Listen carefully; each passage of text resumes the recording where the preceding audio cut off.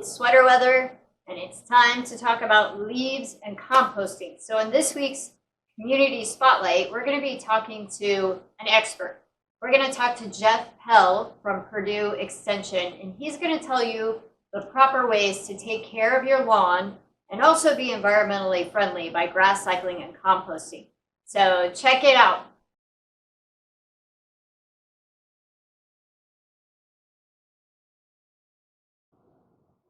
So we're here today to talk a little bit about how to improve your quality yard using the various grass clippings, leaves that you may have throughout the fall, rather than dumping them into your dumpster to put into landfills. Because that one thing about that is, it does take up a lot of our landfill space when it is hidden or supplied in there, which it does not decompose as well as though if you could do your natural way. Just to think about things that you could do, possibly. First of all, we'll talk a little bit about here just what you can do in your natural setting of your yard. But in most cases, like I say, there is roughly throughout the year, depending on the weather and at times of year when you're able to mow your yard, things to think about is keeping your grass height and mowing about 3-inch height. Some people like mowing a lot lower, but to keep a good, healthy, vibrant yard that's competitive against weeds, it is recommended to keep above that 3-inch height.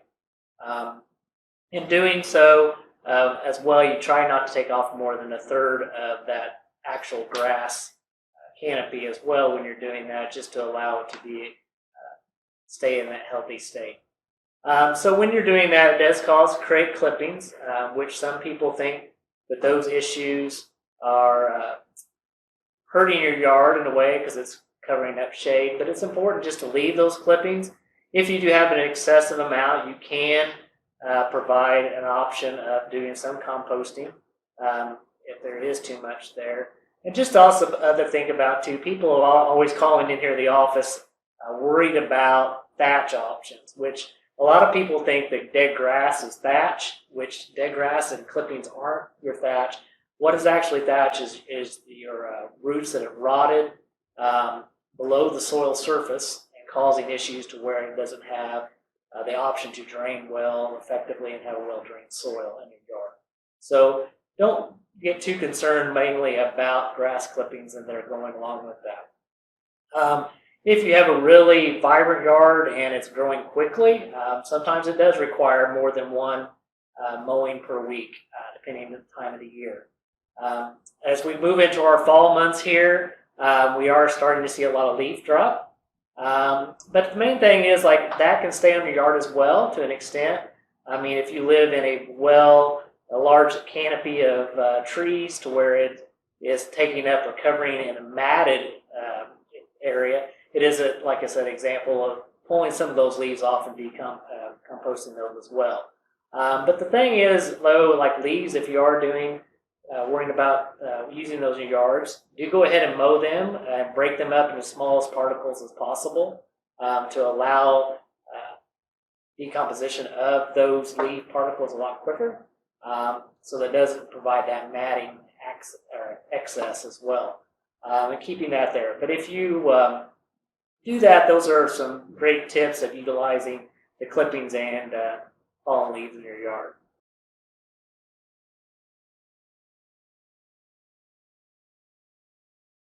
So if you do have options of composting in your neighborhood, depending on your regulations wherever you may live, you can possibly do that with creating your own compost bin, which you can use those natural clippings from your grass or leaves that you have in your yard in excess and do a composting option. But the things to consider are making sure that you have a good balance of organic matter, microorganisms, and then that falling in with that carbon to nitrogen oxygen ratio, which takes a little bit of practice to get that perfect medium that you'd like. But thinking about main things, mainly with your organic matter, that is more thinking about possibilities of grass clippings, leaves, things such as waste that you made from the household, like fruit, peelings, or some vegetables. You do want to kind of stay away from those things of meat that would rot or stuff that would attract other pests. But like I said, using those scraps from the home and utilizing those to decompose as well are an option. But when doing so, you want to make sure, like I said before, get that great balance of those elements. Thinking about as well, like to create a good microorganism balance, whether that be with bacteria or fungi.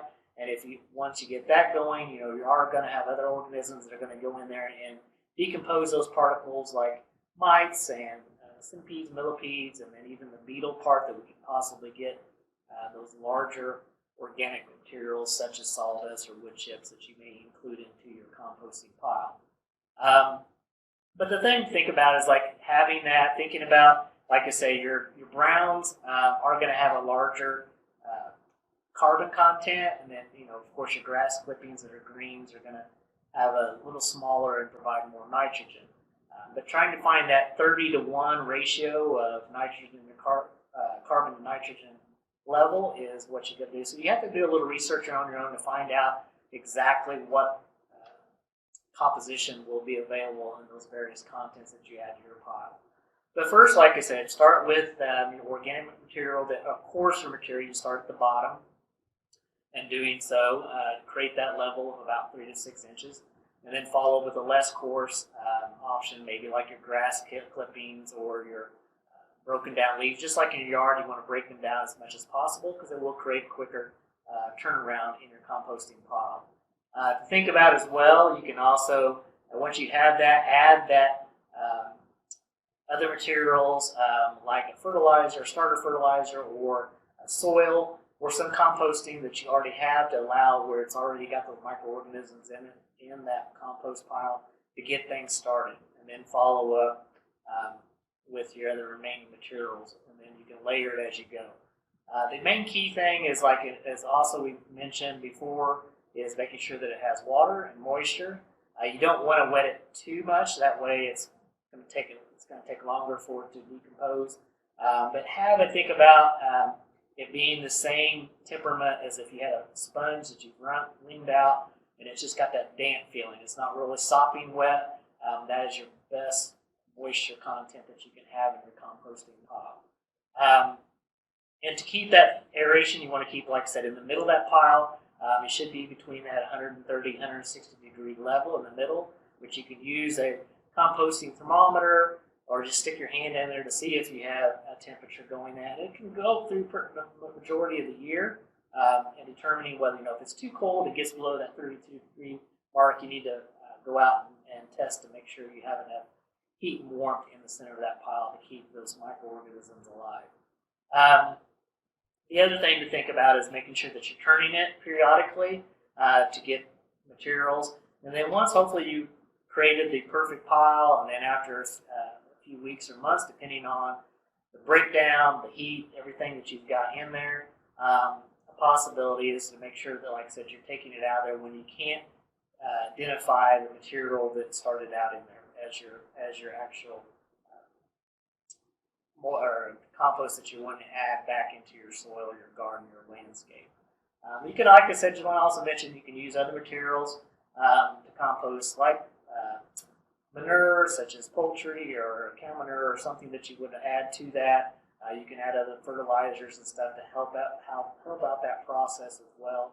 But once you've got your perfect compost and you want to add it back to your soil, think about some things that you can put back in there. But also want to mention before we move on to adding it to your setting, you want to think about too not to add in leaves or something, especially if you're taking green material off your garden that may have had a infestation of a certain pest or a bacterial type thing, or if you're raking leaves, if you've had issues this past year with on your trees. I know a lot of our maples around Hendricks County suffer from tar spot this here in the late August, and those microbes can overwinter in the soil.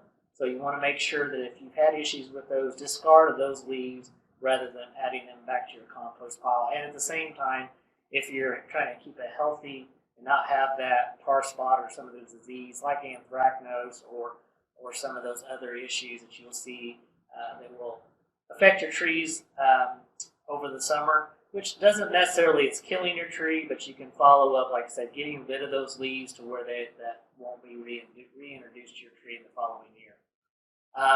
And some other things, you also don't want to definitely not use a black walnut or any particles, bark, leaves, because that is detrimental to your plants as well.